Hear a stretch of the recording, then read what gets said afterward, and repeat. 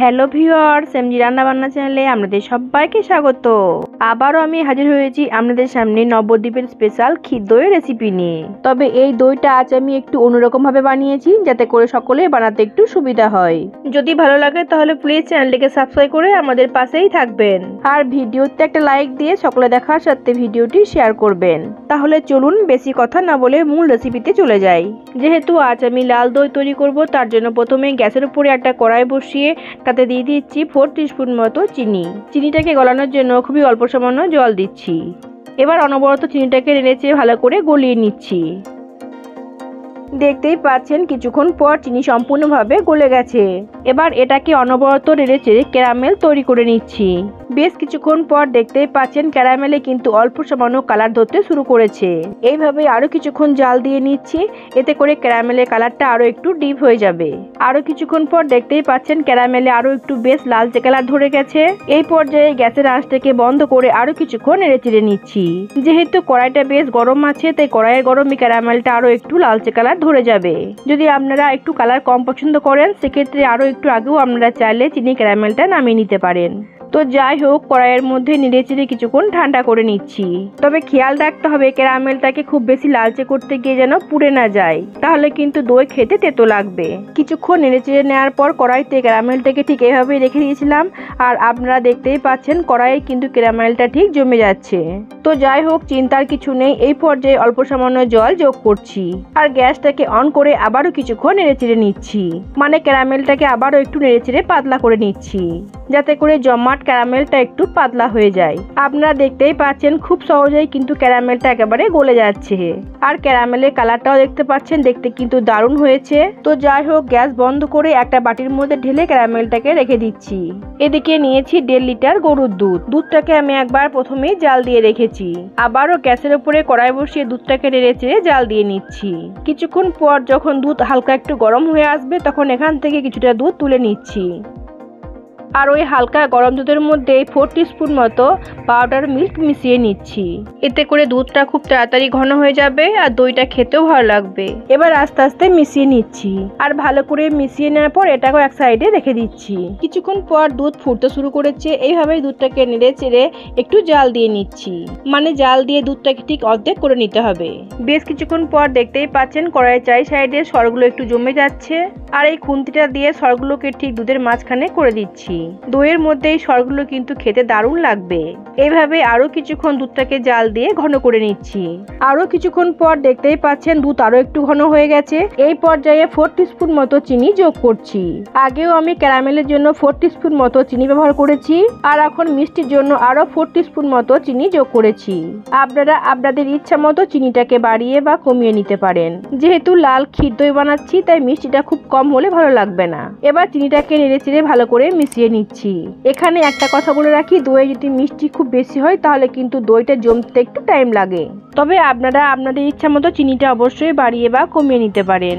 চিনিটাকে নেড়েচেড়ে ভালো করে মিশিয়ে নেওয়ার পর এই পর্যায়ে যোগ করছি আগে থেকে মিশিয়ে রাখা পাউডার দুধ। এবার আবারও ভালো করে নেড়েচেড়ে মিশিয়ে নিচ্ছি। আবারও কিছুক্ষণ দুধটাকে নেড়েচেড়ে একটু জাল দিয়ে নিচ্ছি। মানে আরো একটু ঘন করে নিতে হবে। দুধের মধ্যে চিনি দিয়ে দিয়েছি, আর চিনি দেওয়ার কারণে দুধটা একটু পাতলা হয়ে গেছে।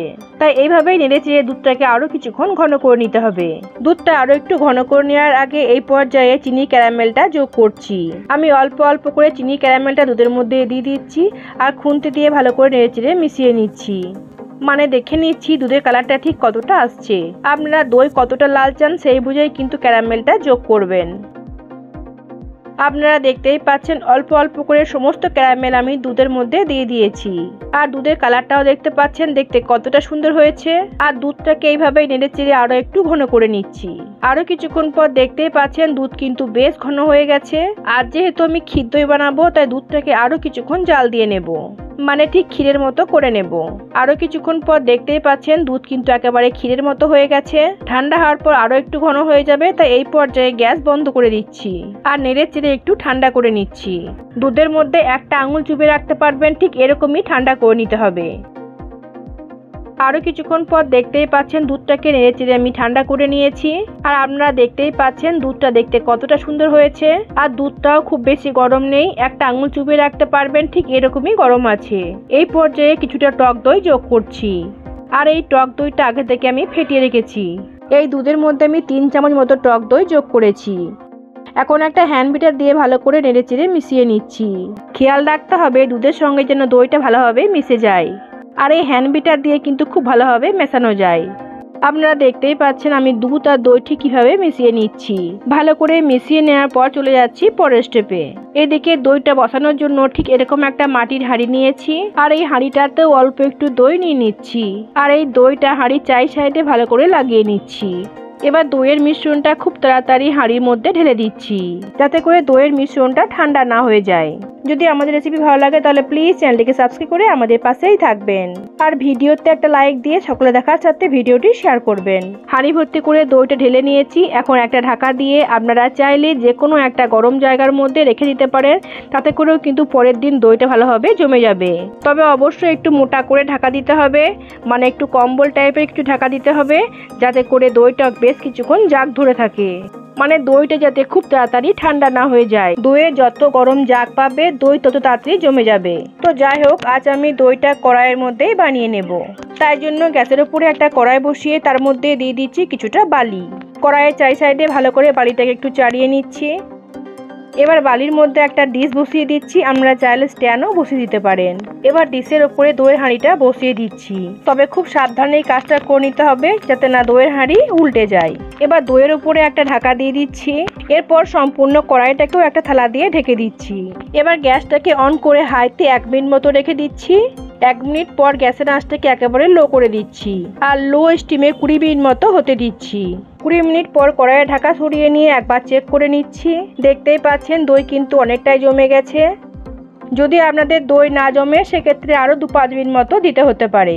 যেহেতু দই জমে গেছে তাই এই পর্যায়ে আমি গ্যাস বন্ধ করে দিচ্ছি। ঢাকা দিয়ে আরও 15 মিনিট মতো এই অবস্থায় রেখে দিচ্ছি। মানে কড়াইয়ের বালি আর কড়াই গরম আছে, তাই এই গরমে এই দইটা আরও কিছুটা জমে যাবে। নর্মাল ফ্রিজে দইটাকে প্রায় 2 ঘন্টার মতো ঠান্ডা করে নিয়েছি।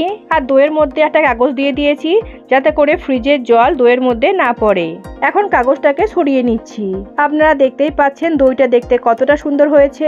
এখন দইটাকে কেটে নিচ্ছি। তাহলে দেখতেই পেলেন কত সহজেই তৈরি হয়ে গেল আজকে নবদ্বীপের ক্ষীর দইয়ের রেসিপি। আপনারা এভাবে একবার বানিয়ে দেখবেন, আশা করছি সকলে খুব পছন্দ করবে। তাহলে সকলকে ধন্যবাদ জানিয়ে আজকের মতো আমি এখানেই শেষ করছি। আবার আমি ফিরে আসবো অন্য কোনো রেসিপি নিয়ে। আপনারা ভালো থাকবেন, সুস্থ থাকবেন আর আমার সাথেই থাকবেন।